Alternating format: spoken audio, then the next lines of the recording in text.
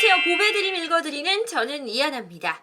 자동차 사고는 안 나는 게 제일 좋습니다. 하지만 음주운전, 신호위반, 과속 등 온갖 위험에 노출되어 있는 만큼 사실 운전은 나 혼자 잘한다고 해서 사고가 안 나는 건 아닌데요. 보통은 사고가 나면 현장을 그대로 유지하거나 사진 촬영을 하는 등 증거를 남겨두려고 하죠. 요즘은 대부분의 차에 블랙박스가 설치돼 있어서 사고 순간을 녹화, 그리고 사고 가해자와 피해자를 구별해 주니까요. 억울함을 줄여주는 역할을 하곤 합니다. 그래서 블랙박스를 내 차 안의 변호사라고 부른다고 하는데, 하지만 정작 사고가 나서 필요한 순간 블랙박스가 고장났다면 여러분은 어떻게 하실 건가요? 지금부터 보배드림 사연 읽어드리겠습니다. 여기까지만 들으면 고구마 사연일 것 같지만 약간 속 시원한 부분들이 있거든요. 함께 들어보세요. 자, 블랙박스 화면입니다. 먼저 영상부터 보시죠. 움직임이 감지되었습니다.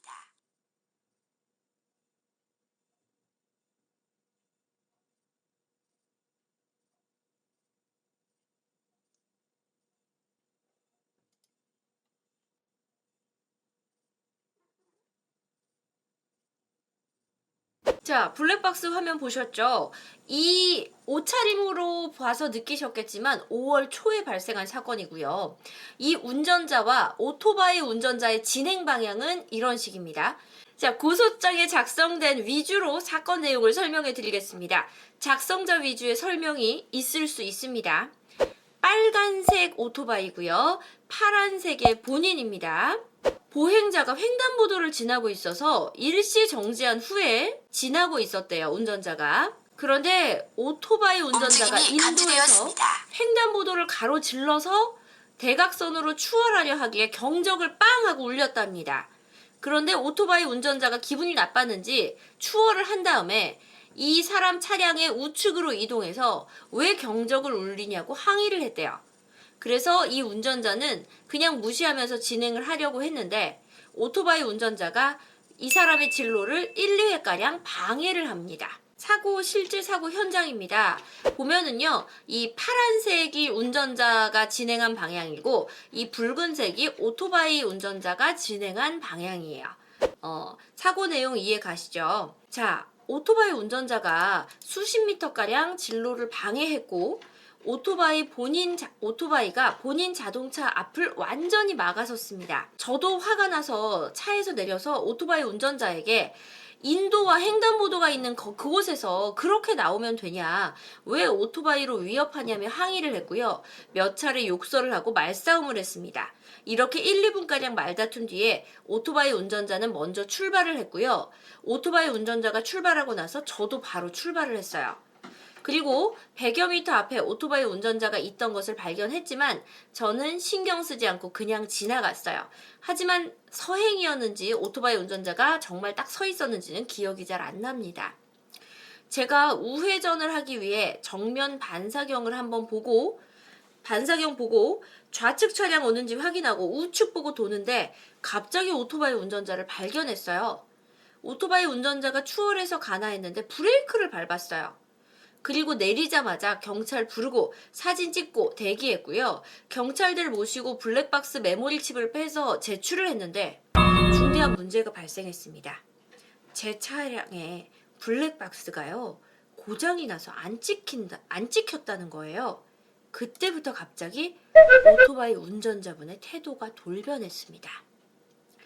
자동차 운전자가 저를 차로 밀어붙였어요. 저 피해자예요. 그래서 서로 특수폭행 및 보복운전으로 고소장을 쓰고 개싸움으로 가게 됐습니다. 다행히도 저기가 구청 근처에 사고가 많이 나는 곳이라 CCTV가 엄청 많았어요. 그리고 회사 근처라 거래처 사장님, 직원들 차량이 많았습니다. 그래서 앞서 봤던 영상도 거래처 사장님께 받은 영상이에요. 저 영상도 경찰에 증거로 제출했어요. 움직임이 감지되었습니다. 이 영상이에요. 며칠 전 경찰 측에서 CCTV 영상 조사 결과 오토바이 운전자의 위험 및 보복성 행위들이 인정돼서 면허 정지시킨다고 연락받았고요. 검찰에 기소한대요. 그리고 오토바이 운전자와 합의 의사 있냐고 물어봤는데요. 제가 합의 의사 없다고 했습니다. 경찰관 분께서 기소 전에 한 번 정도 통화해보는 건 어떠냐고 말씀하시길래 마음이 약해져서 한 번은 통화해볼까 했는데 역시나 마음에도 없는 사과와 실수를 했네 어쩌네 뻔한 레파토리, 수리비 반만 주면 안 되겠냐라고 어이없는 얘기 하길래 그냥 처벌 받으시라고 했어요. 추후 판결문 올라오면 그때는 민사 후기로 다시 한번 찾아뵙겠습니다. 자, 참고로 이 글은요, 2019년 6월에 올라온 글이고, 이 사고는 2019년 5월에 났던 사고거든요. 자, 이제 보배 형님들의 댓글을 먼저 읽어보고, 왜 지금 이 글을 읽어드리는지도 설명을 해드릴게요. 우와, 쭉 진행하세요. 아니, 불박 안 찍힌 거 알고 태도 돌변이라니. 봐줄 거 없어요. 급정거로 인한 부상으로 진단서도 제출해주세요. 그럼 저희 사이다가 2배 될 것 같아요. 보복으로 이것만 돼도 정지 먹는데 지가 잘못해놓고 기가 막히네요. 역시 적반하장 오도방구 똑바로 운전해야지 왜 저럴까요? 확실하시네요. 잘하셨어요. 보복운전 결과 얼마나 무서운데.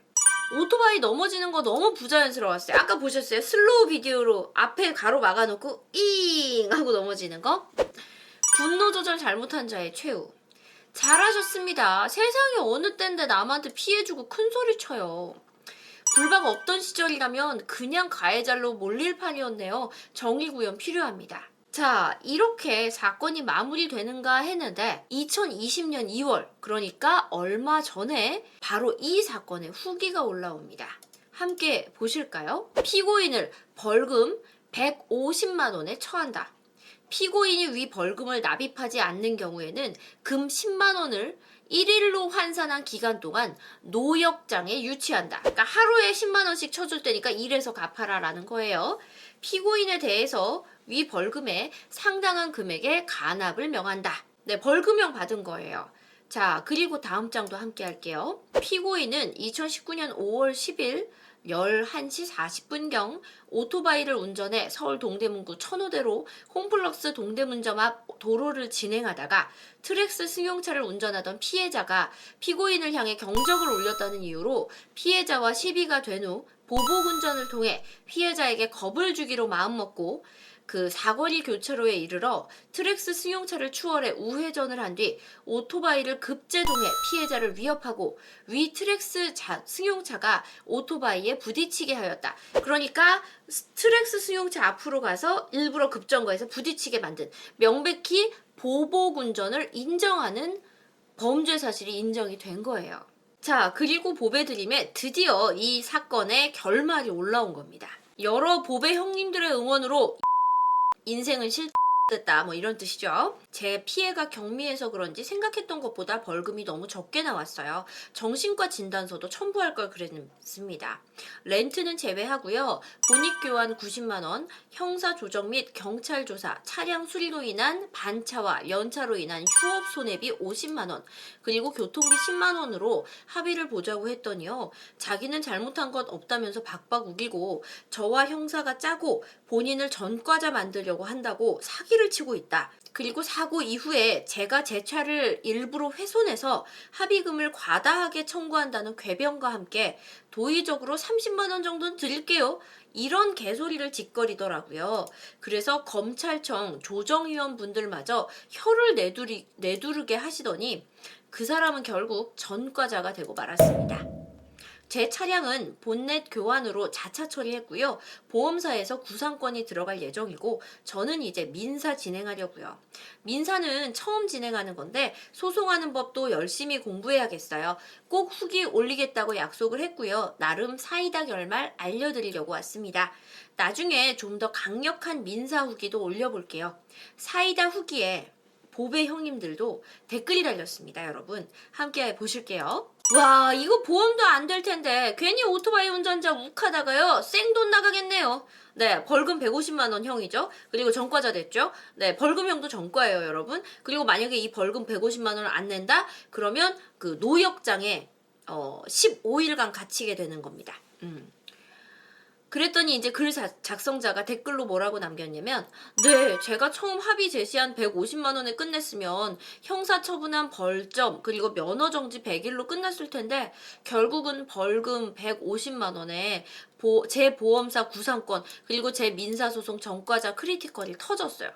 그러니까 합의 보자고 할 때 합의 봤어야 돼요. 사실 제가 법률 상담 방송도 오래 진행하면서 느낀 건데요. 형사 사건은요. 우리나라는 아직도 합의가 굉장히 중요합니다. 자, 그리고 다음 댓글 볼게요. 합의하면 안 되죠. 보복운전은 꼭 이렇게 처리해줘야 돼요. 민사소송은 마세라티 사건 때 200만 원이었으니까요. 민사사건도 비슷할 거예요. 추가해주세요. 영상 보니까요. 앞뒤가 꽉 막힌 오토바이 운전자 같아요. 불박이 정말 필요할 텐데 잘 안 되면 난감하죠. 이 운전자 같은 경우에는 진짜 운이 좋았던 거예요. 본인이 연고지가 있는 곳에서 사고가 나서 주변 사람들한테 불박에 대한 협조 요청을 되게 잘 받았잖아요. 그런데 연고지가 없는 데에서 이런 사고가 났으면 정말 끔찍합니다. 민사는요, 형사가 끝난 거라 일사천리로 진행이 될 거예요. 아유, 개꿀이네요. 사이다 후기 추천드립니다. 형사, 다음은 민사, 배워갑니다. 방금 나온 형사 재판을 통한 배상명령 제도가 있어요. 참고하시고요. 따로 민사를 걸 생각이라면 2,500만 원 이하 재판은 정식 재판 없이 약식 명령 청구가 가능합니다. 절차 면에서 훨씬 간단하니까 이것도 참고하세요. 라고 댓글로 보배 형님들이 팁도 주셨어요. 이게 약식명령 청구가 뭐냐면 재판의 규모가 굉장히 소규모라서 2,500만 원 이하이고, 그리고 또 지금 상황처럼 이미 형사사건을 통해서 가해자의 피해자가 명백한 사건은 그냥 약식 명령을 청구를 해서 빨리 진행될 수 있도록 하는 거예요. 네, 요것도 절차 면에서는 굉장히 간단하다는 팁을 주셨습니다. 자, 이렇게 일을 해결할 수 있다면 정말 피해자의 억울한 마음이 풀리겠지만, 만약에 처음부터 블랙박스가 고장나지 않았었다면 이렇게 마음 졸일 일도 없었겠죠. 자, 그렇다면 이제 블랙박스에 대한 이야기를 좀 해보겠습니다. 어떻게 해야지 이런 일들을 블랙박스 고장으로 인한 억울함을 예방할 수 있을까 좀 생각을 해봤는데요. 운전자 대부분들은 텔레비전이나 카메라처럼 블랙박스를 한번 장착하면 차를 바꾸거나 폐차할 때까지 계속 쓸 수 있다고 생각을 하시더라고요. 하지만 블랙박스의 보증 기간은 1, 2년이고요. 메모리 카드의 보증 기간은 그보다 더 짧은 6개월 정도에 불과합니다. 그래서 제때 고장이 났나 안 났나, 그리고 잘 돌아가고 있나 관리 확인하지 않으면 폼만 잡는 액세서리로 전락할 수 있어요. 배터리만 잡아먹는 쓰레기가 될 수도 있어요. 실제로 보증기간이나 블랙박스 관리법을 모른 채 블랙박스를 그냥 놔두다가 결정적인 순간에 억울함을 겪는 운전자들도 굉장히 많다고 합니다. 이거는요, 물론 운전자들의 책임도 있지만 일단 블랙박스가 나오면 팔기에 급급한 블랙박스 업체가 본인들의 보증기간이나 블랙박스 관리법을 제대로 알려주지 않는 데에도 일부 책임이 있다고 생각을 합니다. 한국소비자보호원에 따르면 2012년부터 2016년 동안 접수된 블랙박스 관련 피해 구제 신청이요, 무려 967건이래요. 평균 193건이 매년 접수되고 있다고 합니다. 이 가운데 가장 많은 피해 내용이 뭐냐면 제품 불량으로 인해서 573건, 59.3%가 블랙박스 제품 불량, 녹화 불량이라던가 뭐 전원 불량 이런 게 있었어요. 녹화가 되지 않거나 화질이 불량한 경우가 247건, 64.8%로 가장 많았고요. 여러분 어떻게 생각하시나요? 4년 전의 통계지만 업계는 아직도 비슷한 이 불박 먹통 문제가 발생하고 있다고 하는데, 불박 먹통의 피해는 주로 메모리 카드가 일으킵니다.